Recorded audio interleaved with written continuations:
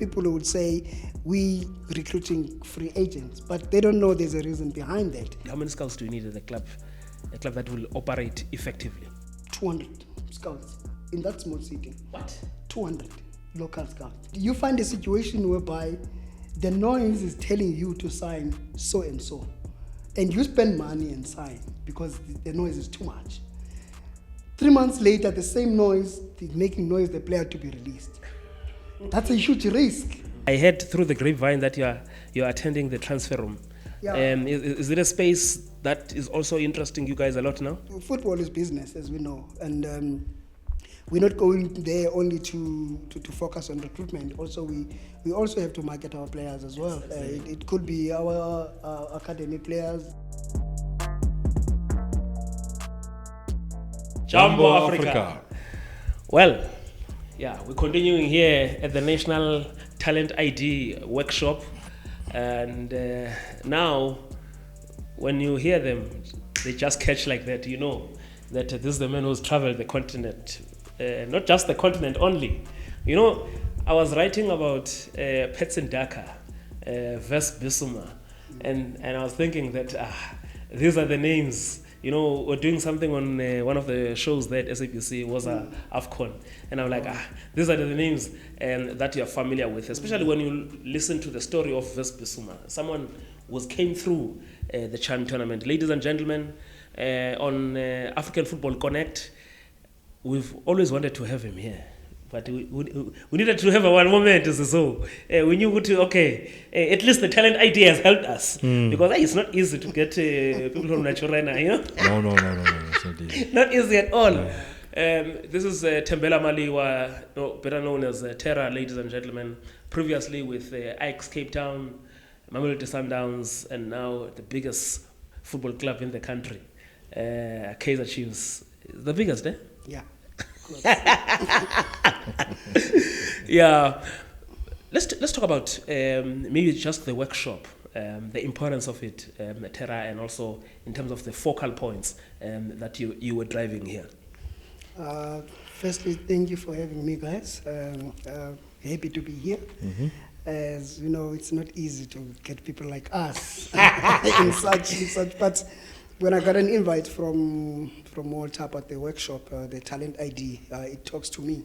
Mm-hmm. When you're talking about talent identification, you're talking to me. So I always wanted to be involved in terms of the topics when you're talking about talent ID. I've been doing scouting now since 2004. That's about 21 years now. So that's what I love doing. So having such a workshop around the country, that's very important. And my role today was to talk about the head of recruitment in a professional setup, and that's why I was here. And what are some of these key things? Because I'm sure you were also drawing some questions. Actually, your presentation, I'm told it was supposed to be 30 minutes, and you ended up going for 90 minutes. Football time. He's keeping us here. Yeah, look. When you talk about something that you love, something that you've got a passion with, you don't see the time. You don't look at the time because you want to give the information as much as you can to the people that are around you. And with my experience, and I'm not sure if there's one in South Africa with my experience in terms of the years that is part of this workshop and doing the scouting. These people are here to learn more about scouting, and we should give them the information. We should tell them how it is, how important it is. The scouting. That's what I've been always talking. We've been knowing each other for years, and I've always said, not only the people need to know the importance of the scouting, but the clubs, our clubs, need to know the importance of the scouting. You go to Europe, there's no club without a department of scouting, you know, and we cannot think it's good in South Africa that we've got only four clubs with the scouting department and the rest doesn't have. I know it's all about the financial impact in terms of bringing people to work for you and so forth, but we're in a modern football and we're moving with time. Football is moving and evolving, and clubs should be part of the world as well. So yeah, I'm here to give more information about what is the role that I'm playing where I am at the moment.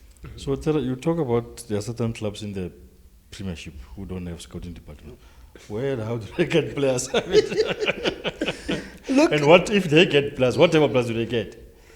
yeah, look, they do get players, and they succeeding in the way they're succeeding. But I think scouting is more deeper than what people think. We might be able to get players where you're getting, but maybe through the agents, maybe through the friends, maybe through the coaches, because coaches are the one doing the identification process. But I think we should give time coaches to coach, and so that they can implement whatever they want to implement on the day. But I think for us to take away too much job from the coaches, we should help them by having the scouting department. So it's those coaches who get those players, but I think we can do more.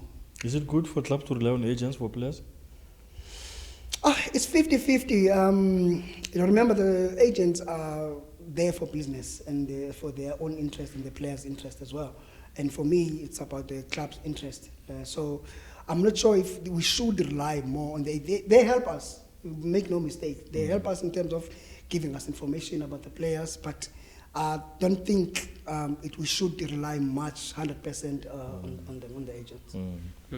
You speak about a clear recruitment philosophy that must be created by the head of scouting, and in terms of how that also matches the football identity at the club. Can you give us more in terms of the examples of this and the importance of this?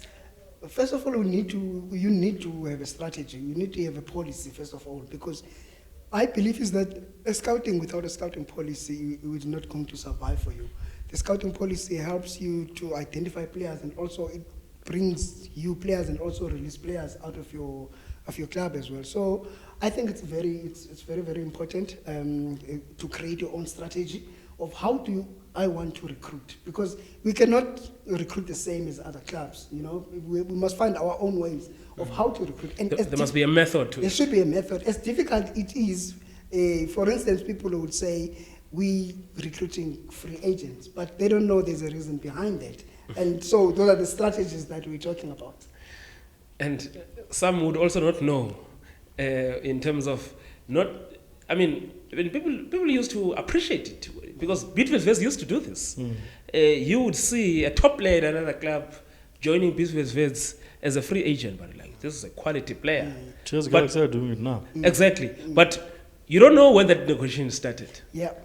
It's like that, Velile. Remember, when you want to bring a player to your club, it doesn't start 2 months before. It starts 12 months or 8 months. That's what normally I do. For instance, I'm already preparing for June 2026 transfer window now, and we are about 7 months before that. And I've done preparing for January 3 or 4 months ago, before we even finished the June one. So that's a strategy that we have. It doesn't start in a short period. You must have a longer way of doing your own strategy of how do you want to reach June transfer window now, and the negotiation starts now. The processes of talking to the coach, the sporting director, the talent that you have seen, the player that you have seen, the reports that you have seen, the profiles that it happens now before June 2026. And how frustrating it is, man, not to get that target. It is very frustrating, especially us as a head of recruitment. You want a player that you feel like this is the player that I want, but situation you can't help, you don't get that player, but you still feel like this is the one that I wanted, but you can't get him. We move on, but you still have that inside your heart that I wish I could have that player. And maybe before Vic continues, is that the same feeling you got with Ozinapolis? Because I know you guys pushed and pushed and pushed and pushed and pushed and Look, pushed. Yes, we've pushed, but I would not want to go much deeper on that, because I came to the club when the Apolis talks were already there among the colleagues. So it's them, the sport director and the club, that will be able to give much information of what happened or what didn't happen. But yeah. I'm interested because I think your profile at Ajax and at Sundowns was different, and at Kaizer Chiefs it has now been totally different. You're a beast in spotting young talent, but at Chiefs it has been totally different. You are heading the unit in terms of building now this global scouting network. Where are you? Would you say you are now in terms of your phase at Chiefs? Whew. To be honest, really, where I started at Ajax, it has groomed me to be where I am today, and it helps me a lot because I'm known as this guru of identifying young talent, a 12-year-old, 13-year-old, for instance. Your Tasric Matthews, your Luke Leroux, for instance, and move from Ajax to Sundowns, where I have to travel now the world, to West Africa, your South America. And I'm starting something that is bigger than where I'm from, which is from Ajax. And now, from Sundowns to Kaizer Chiefs as being the head of recruitment, that's bigger. And also working for a club like Kaizer Chiefs, it's a dream come true for anyone. And when I came in the first few months, I take it lightly. But when I later realized the hope that I'm carrying for millions of people to make sure that I'm bringing this club back to reality, to make sure that this club is back to winning ways. And for me, in my first season, to win a Nedbank Cup, being part of it, it means a lot, and it put more pressure on me to say... For the first time in 10 years. For the first time in 10 years. It says to me, I should go on and make sure that we do well. And you can see we have started the league. We're doing well, and we believe this is the season that we want to be where we want to be. So I'm in a level now where I feel like it's either now or never. And the West Africa market, is it a largely untapped market for South Africans? Because see, that we don't do much work there. Yeah, look, we don't do much, but I can tell you, the West Africans as well, they've got their own thinking of want to go to Europe. You know, and you remember, for instance, Ghana, they've got 720 players playing in Europe. And definitely coming to South Africa will be the second or third option. So for them, they want to move to Europe. In the few years, Gambia, players have been moving to Europe, like a lot of them, Togo, Senegal. So that market is the market with good quality players, but it's a matter of convincing, because if the player says, I've got an offer from Sweden, and remember, the West Africans, they don't care which country they go in Europe. It can be Iceland, it can be, but they know 2-3 years there, they will be in the EPL or they will be in Spain. So it's a good market to be tapped in, and that's why I said it's important that every tournament that is played in Africa, we should be there. And I'm glad you're bringing this, because previously I know you wouldn't miss under 17 AFCON, under 20 AFCON, including some of the WAFU tournaments back then. I mean, I was listening the other day to the story of how you signed Igodaro from a schools tournament in Nigeria. Do you think it would help maybe to bring some of this talent when they're still very young, maybe from under 17 AFCON, under 20 AFCON? And I see one league that is really doing that, and they don't miss. It's in Tunisia. Yeah. Look, I've traveled around Africa in a lot of tournaments. Your Chen, your AFCON, your Sekafa, your WAFU, AFCON, under 20, under 17, all of those tournaments. And the purpose of going to those tournaments, in most of the time, is not to go and find a player that you can bring, but also is to gauge the market, gauge the talent. If I go to Sekafa, that's talking about Tanzania, Ethiopia, Sudan, just to go and see what is the level of the players they have, the quality-wise. You know, you might not go there and bring a player, but you go and look at the talent. So it's very key and important to find young players that you're 18 years and 17 years old to come play in South Africa. But it's not easy as you think. When we find a way of bringing Okadaro, it was one of those tournaments and school tournaments that I went to watch. But also, as I've said it before, it's not easy because these players want to go to Europe, even if it's 18, because now you find a situation, but you are in Chen tournament or AFCON, you are sitting with 5 or 8 scouts from Europe. And now when that player find out that it's only Kaizer Chiefs that is there, but the rest is Europe, it's not going to choose you. It's going to choose to go to Europe. So, yeah. You talk about squad evolution and succession planning, and I guess it goes also to the issues of how, in terms of the stages of the squad, in terms of planning ahead. Where would you say it is important to ensure that this succession planning and squad evolution is fully implemented? And And what drives it? It's very key and important to know firstly your squad that you have. And that squad, once you start knowing the squad, you will know, first you need to know about the contracts as well, the age as well of that, so that your succession plan will be proper.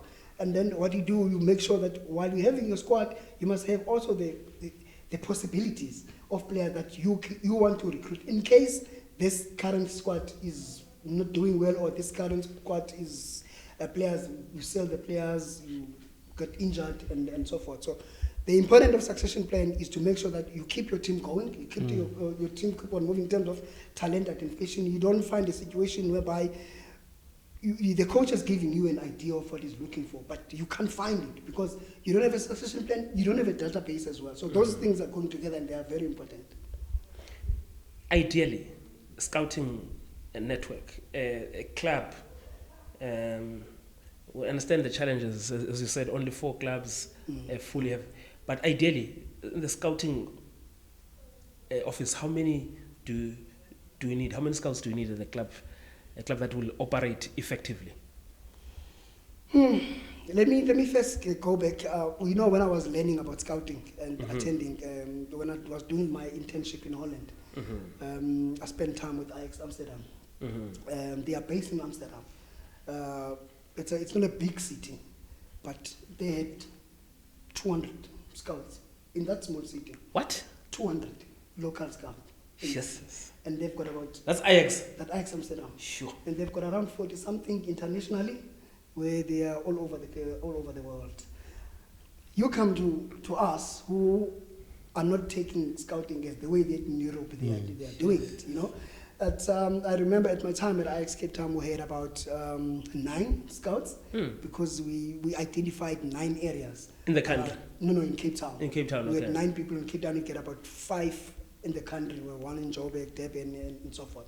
So I think it depends also with the clubs that you had in terms of how are they believing in this project can work for you, you know. But I would say in a city like, in a club like us, for instance, we can have about 4 or 5 that are in Gauteng with Pretoria, and then you have contacts. But that is why it's important that sometimes you might not even have scouts outside, but you have contacts. Contacts, really okay. You know, the network that you're building. I've got a lot of people on the ground, even internationally, even in Africa, that I can, if someone will give me a player, let's say in Liberia, I know someone in Liberia that I can call and say, listen, who's this? Can you give me the report on this? He will give me. It's all about contacts, it's all about networks. And also locally we can do that. I can phone someone in Durban who, if someone is telling me about a player, and then I ask someone in Durban, and my scout there and said, can you tell me about this player? Then he will give that. So it's very important to have those network and so forth. Not entirely to have the big scouting department, but you must have the department with people that are around that are working there. And the competition, is it fierce among the big teams? Come again? The competition among the big teams, it must be fierce for players. For players. Yeah, it is. It's dog eat dog. You need to know your story, and you need to know how to talk to people. You know, when I'm saying to talk to people, to talk to these players. You know, because it's like a rat. You have to put a cake. You have to put a cheese there. You say, listen, this is my plan about the club and about you. And so there's a competition between among each other, but it's a matter of who's doing it well.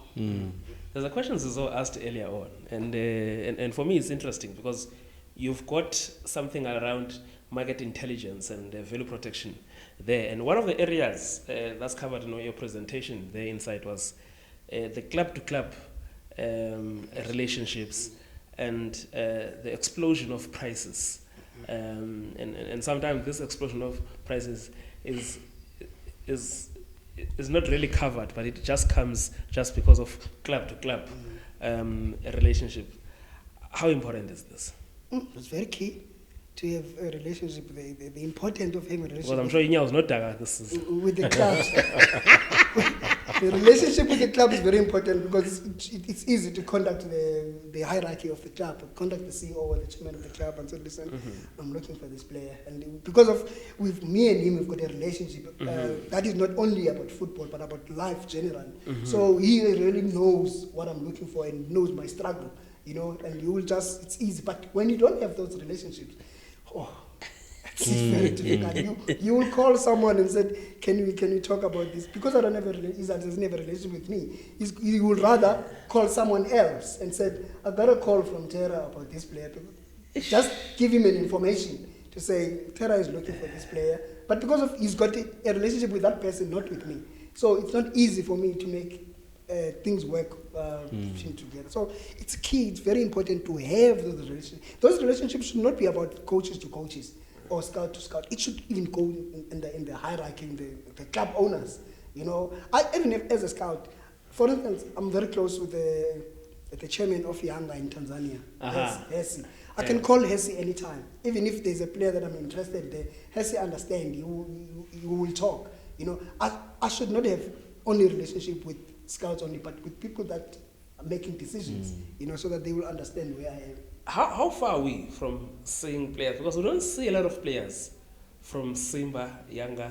Okay, we saw this season, Sundowns sent 2 players there. And I don't know if Sundowns sent those players there because they wanted to go there or they just didn't want them to go local. Story one other day. I think it's the latter. But how far are we from seeing, because the competitiveness of Simba, Yanga, to an extent, Azam as well. We almost signed a player from Simba this season, past season. Okay, I'm just making an example of this recent window. The one who plays in Polokwane. No. So we almost signed a player from Simba in this last transfer window. I'm talking about the relationship, and we're trying to build a relationship with Simba as well as a club. You know, and it's a player that I know for years, but he's playing playing for them. So it's not. What delayed it? I think we find a better player. Oh, okay. After the, you know, when we scout, we're looking around most of the time, you know, and like, okay. So we do have a relationship with the clubs in Tanzania. It's just a matter of maybe one day we get it right in terms of we identify a player, we like him, we sign him. And if you remember, there was a video, a picture that was trending with me and Coach Nabi in Tanzania. Yes.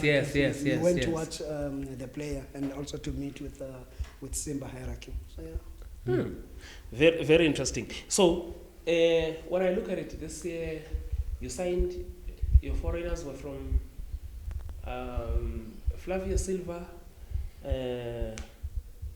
Who else that you brought from? Okay, there was Chislett as well.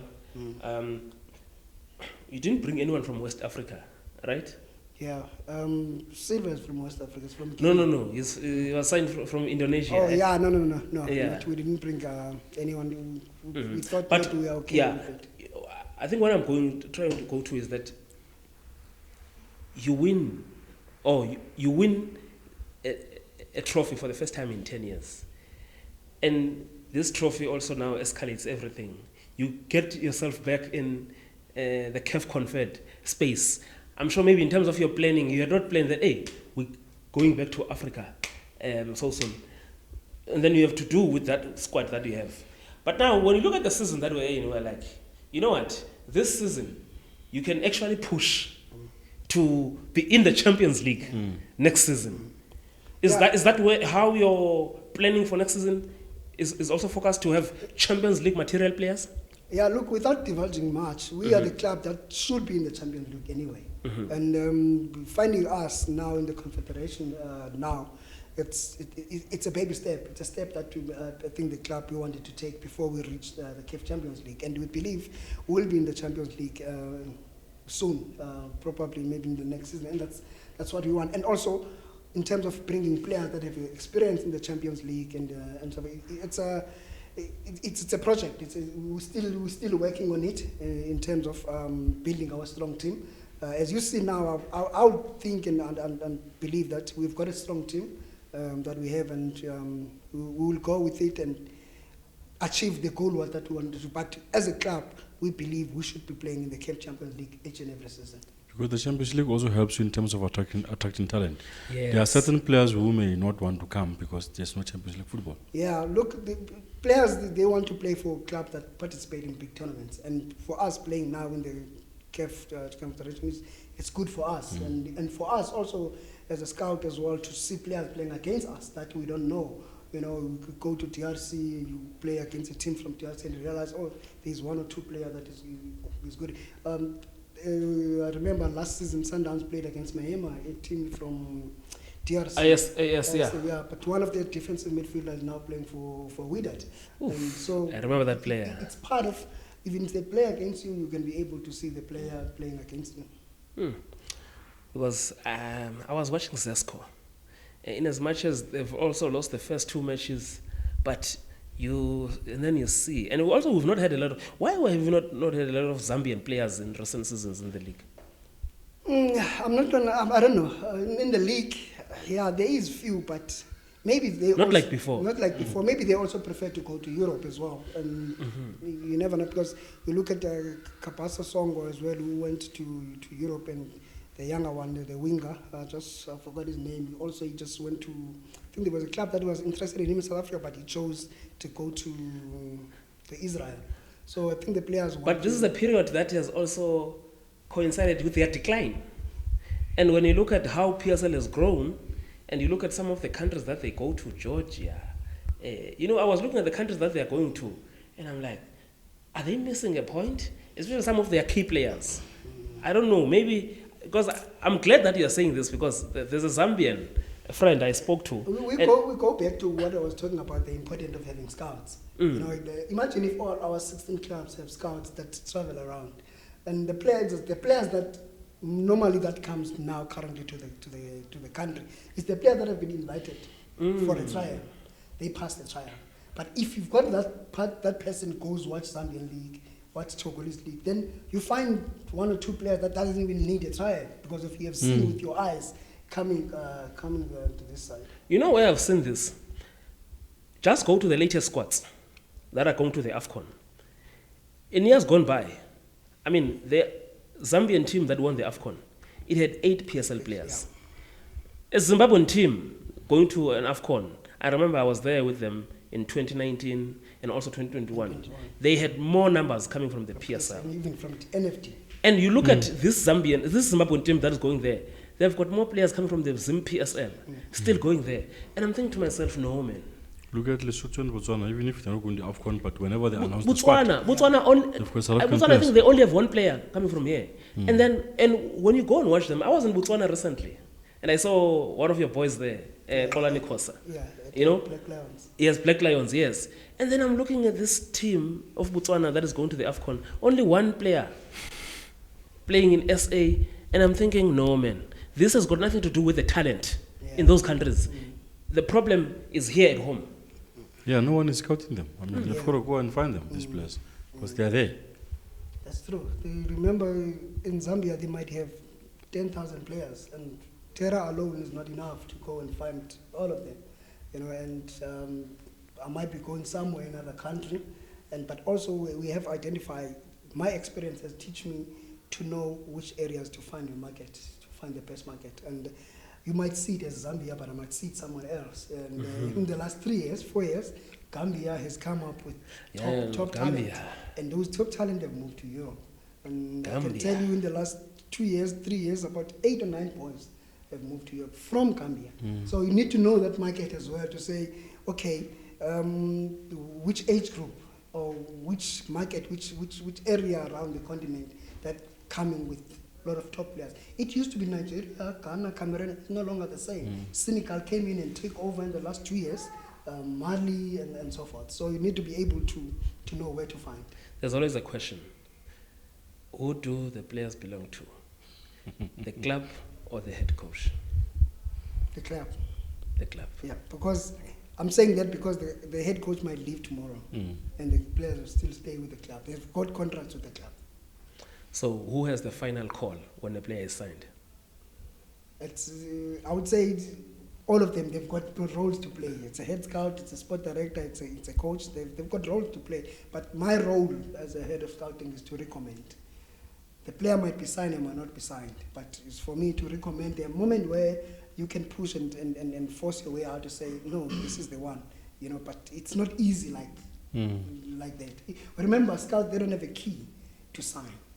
They don't have you might know the budget, but there's no power to say, can sign anyone you want. I think that's a challenge we have as scouts around the world. Yeah. Even the person that brought Messi to Barcelona, he has to struggle. He must convince. He must convince. When I signed Rivaldo to Ajax, Cape Town, it took about 6 or 8 months to agree that okay, let's sign, but because people didn't want him, you know. So it's not easy like that where you can say I'm signing. Here's his keys. Here's a budget. Sign this player that you want anytime. You have to go through processes that are around the management and so forth. I think that's the only challenge with us with Scout is that we don't have those powers to sign whoever that we want. Who's the best you've scouted? Who's the best? You have scouted. I don't like to talk about that. I don't know. To be honest, I think that's what put down the scouting at the moment. People want to be glorified. That I've brought. So I've got players that I've identified that are playing professional football. That's what I know. That's all I want to say. I've got a player that I've. Your Tezrick Matthews when he was 12, your Luke Leroux, your Jaden Adams when they were 11 and so forth. But it's not about me because scouting is not only an individual thing. You know, you work with people around you, and it should be all of us that have brought that. It doesn't matter that I'm the head or I saw the player first, you know, but there are players that I've identified, but I don't take it as it should be my glory. You know, yeah. What catches your eye? Like when you see a player, what do you look for? It's a player that thinks before the action. You know, I think what makes me to be good, I think I'm good. Okay, I think I can see something that no one sees in a player. And I can identify a player that might not be good enough now, but give him time and future, he's going to be the top best. In the past, who was that kind of a player? As I've said, Rivaldo was turned away many times. I had to drag him and drag the management to say, I don't care what you're saying, I'm signing him. I'm using my powers as the head of the academy at scouting. I'm signing him, you know. And those players, he represented South Africa at 17. If I didn't maybe bring him and make those decisions, those harsh decisions, because it was a harsh decisions, because people that I'm reporting to felt like I'm undermining them when they said no and I said yes. But now I have to put my foot. So there are those instances, they're even happening at this day and age, you know. And if you're a scout and in a level where I am, you must have that thing, that strong thing in you that to say, I'm not backing down. The player that I want. The player that I think is easy. That is why I always tell people that don't let anyone color your eyes. Whatever you see in a player is exactly what it is. I was going through your presentation when you were presenting that side, and you were also talking about reducing the risk.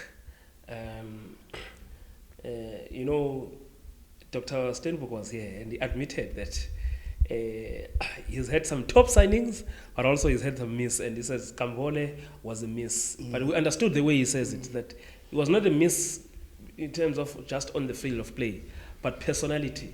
And when you play for a big team like Kaizer Chiefs, personality becomes key. You are a Champions League player, you've got the fastest hat-trick in the Champions League, but you struggle. What are some of these risks that you are talking about that as head of scouting in particular, you should reduce? You must be able also to identify that a good player at a certain club might not be good for you. And you need to ignore the noise, because sometimes the noise signs the players, and that's a risk. And you find a situation whereby the noise is telling you to sign so and so, and you spend money and sign because the noise is too much. 3 months later, the same noise is making noise the player to be released. That's a huge risk. And now, how do I go to the finance department and said, I need budget for so and so? But they said, no, we just bought so and so last week. They want that, you don't want him today. So you need to be able to identify those risks as well of the noise, one, and also don't believe that an informed player somewhere is good enough for you. Profiling. The proper profiling. You know, they should have the proper following of the player with your game model. Will he fit? Yes, it's good enough there, but will he fit in your game model? Will he fit in the structure that we have? The character, his character. I mean, we're talking about a club with million people fan base. He's coming from 300,000 fan base. Will he come and do well? I think that's one of the things that also we need to identify when we bring in players. Yes, he's good enough where he is, but we're talking about coming here. It should be a different thing. Mm-hmm. I know I'm not looking for content that is going to trend. I'm sure you would have loved to have a player at this AFCON, not necessarily even in the Bafana team, but I'm sure you take satisfaction. You take satisfaction when you see a player like Flavio. I mean, he came to you not as a Guinea-Bissau national team player, but all of a sudden he's getting call-ups. Yeah, look, any club would have loved to have a player in the AFCON. I mean, it's not about... The value goes up. The value goes up. You know, the value of the club and the value of the player as well. Mm-hmm. But also we should not ignore that we've not been doing well. And we can't force matters. You know, we've not been doing well in the last years. And we cannot put pressure on the national team head coach to say, can we have our player to be part of the national team? I mean, those are the professional people. They know what is best for the country and what is best for the players that they have. Yes, of course, having a player there would be good, but I think good things come to those who wait, and we still have time, you know, and this is not the last AFCON. We've got a World Cup that is coming. Who knows, in the World Cup might have 4 players. I mean, it's possible. Anything I mean, is possible. if you look at how Velepai is coming up now, a lot of people are saying, no, maybe now he deserves to be in the starting lineup, but you're not the coach. Yeah, of course. And I know your soft spot for Velepai. You scouted him at what, at 10, 11? Yeah, he's a good player. That's what I can say. He's a very good player. Pendulo Mbuzo, you scouted him at 10, 11. Okay. He's a good player. He's a good player. We're heading towards the end. There's the big debate around the issue of data scouting, live scouting. And I see you had prepared something on the data-driven player and the validation there. What is your take? I think our next speaker, I know, is as traditional as they come. You know, and he's got good products, whom I think are even better than the ones of data.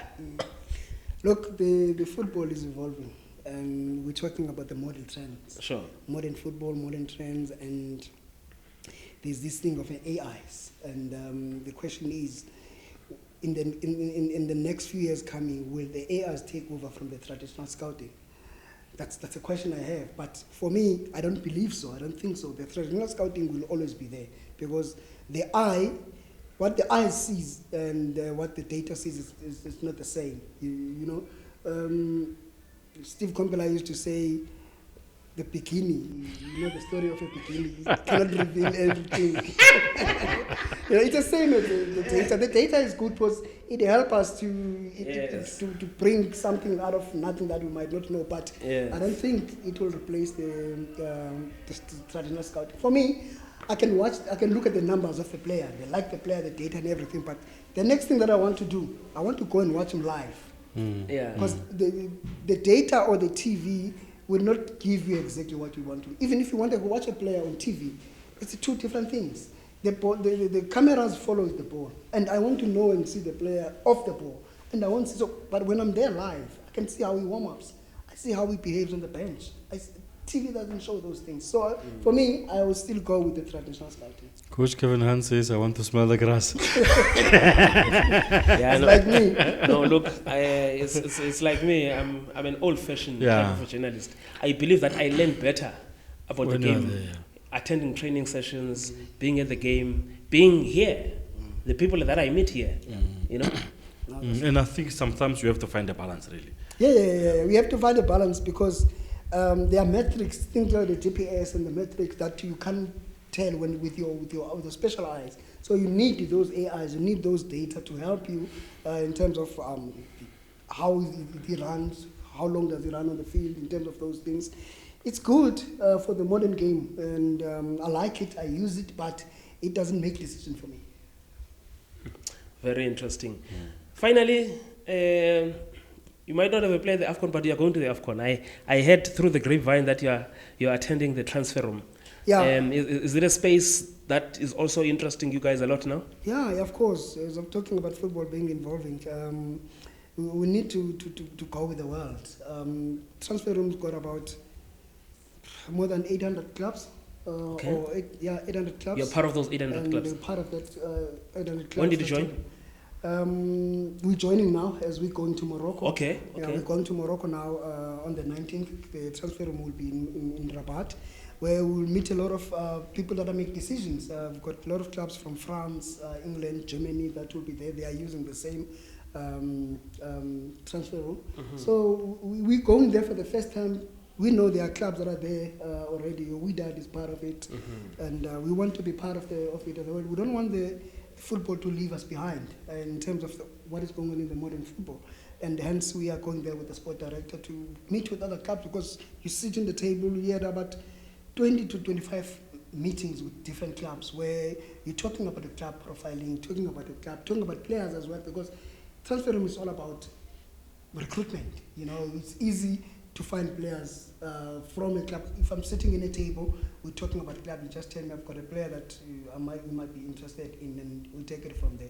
So I think it's very important, and it's the first time for us to go there, and we're happy to be there. You are playing in the CAF Confed, and when you are in the group stages are watched all over the world, especially in Europe, in Asia, in the Australasia part as well. So you can also see, and we've seen now how in the MLS, they are so interested in the talent that's here. So in as much as you are interested in other players, they could be interested even in your players. Yeah, look, football is business, as we know, and we're not going there only to focus on recruitment. Also, we also have to market our players as well. Exactly. It could be our academy players. I mean, you have players in the Under-17 World Cup, Under-20 World Cup. Yeah. So who? Yeah. So it's very important for us to be part of that, and those meetings that we might have there on the 22nd in Rabat. So we're looking forward, and I think this is a space that a club like us need to be at. It's been long overdue. 22nd of December. 22nd of December, yeah, in Rabat. Bafana were not playing will attend the thing, but Yeah. We're playing on the 21st, eh? Or 22nd. on the 22nd. we're playing on the 22nd. Against Yeah, Angola. Are you coming to Marrakesh? Because I'll be there in Marrakesh. Yeah, Will you I'm catch our working, game? I'm working on that. Trying to find special flights that will take me from Rabat to Marrakesh. But I'm busy with that, trying to find a way to get there as early as I I can. can see your face lights up as soon as you talk about this TransferRoom. Because I'm looking at some of the deals, and I'm told some of the deals that are happening now. Look, Sundowns got players like Allende through the transfer room. And you look at his qualities, and we cannot be left behind with what the new trends are. If you're with that, a part of it, and they are happy, they've got a player that they find through that. I just forgot his name. They got it now in July through TransferRoom, a top player, and it's a space that we want to be in. I mean, we are a big club. I actually missed Karabo Chabusa's presentation here earlier this morning, but I had spoken to her, and she was telling me that, especially them as agents, they are paying to be there, but the opportunities TransferRoom is opening for them. Yeah. I dare say also, I mean, when you look at players like Mbogazi's move, said to be the biggest deal from the local league, Market. from the local market, and I'm told that TransferRoom also played a part there as well. So, I mean, yeah. So look, we are happy, thrilled to be part of it, and we've been looking forward to be part of it. And we were supposed to attend their last event. I think it was in Argentina, but we could not. And we thought this time, especially that they are coming to Africa for the first time, we could not be left behind. Well, I think our football is really back at the level where we wanted to be when we've got Sundowns. Been at that level. Orlando Pirates, you just look at with the market and also what is happening in that space. In fact, if it was not for Chiefs dropping 4 points in their last two matches, we're going to see a top 3 in the top 3. Or the big 3 in the top 3. Is that the right way of saying it? Yeah, the big 3 in the top 3. Yeah. But I think, the season will resume towards the end of January. Tera Maliwa. Nakanjani ne? Uthi mapensela sikho isikhathi esingafi. Champions League this is it. You have to. It's going to be difficult, but it will be nice to see Chiefs there. I think Chiefs is, we all know it's a big club, and that's the space where Chiefs should be playing in. I just wish at some stage in the country we can have 3 spots for Champions League, because it's always going to be a problem. When we've got 2, it means one of the top 3 will be out of it. So, but also there's a big opportunity in the Confed Cup. Yes. If you check the same situation that is happening here in South Africa, one big team will always miss out from the top league, which means they will drop to the Confed Cup. So when you get to the quarter-final or semi-final of the Confed Cup, you will find teams that are Champions League teams there. So there's value in there in terms of giving young players experience and those types of things. So and CAF will also benefit when you have the top 3 teams. And we're not just saying this for Chiefs, Pirates and Sundowns here at home. You have Pyramids, you have Al Ali, you have Zamalek in Egypt. Not all of them are going to go to Champions League. Yes, we have Raja, you have Bekane now, you have Wydad in Morocco, in the Botola, and also you have Asfa now. You understand? And there's also Setif this side. There's Tunisia also. Exactly. There's MC Alger. And also who else is there? There's CRB. There's JS Kabylie now. So there's Belouizdad also is there. So that's what I'm saying. In the knockout stage of Confederations Cup, you are going to be playing Champions League football. 100%. So it's a good space to be in. See you in Rabat. Thank you so much. See you in Marrakesh.